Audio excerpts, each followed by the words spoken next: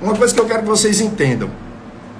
O material, o alumínio, comparado a, por exemplo, o aço carbono, o inox, é um material que ele tem um ponto de fusão 5 vezes, na verdade, uma condutividade térmica 5 vezes maior do que esses materiais.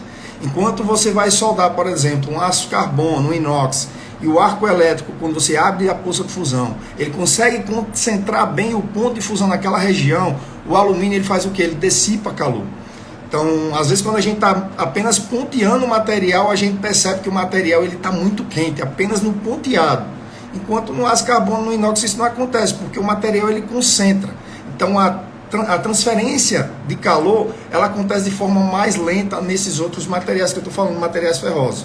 Então, o alumínio, devido a isso, a gente acaba precisando de mais energia de soldagem. Lucas, mas como mais energia de soldagem? Se o material por si só ele aquece muito fácil, como você falou, o que é que acontece? A soldagem ela é um aquecimento localizado, pessoal. Quando a gente vai efetuar uma soldagem, a gente precisa ter calor naquele ponto específico para você executar a soldagem. Eu não preciso que o material inteiro ele esteja muito quente. E isso é a dificuldade no alumínio. Ele acaba dissipando muito calor. Então a gente precisa de mais energia para colocar naquele ponto onde a gente precisa elevar o ponto de fusão.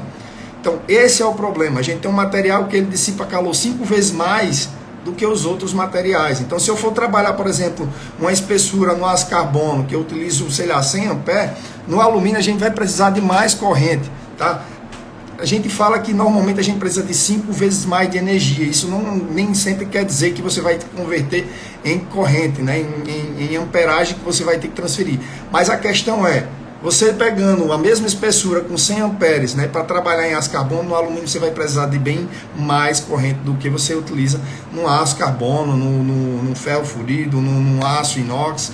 Então, o alumínio a gente necessita dessa quantidade bem a mais de corrente. Pessoal,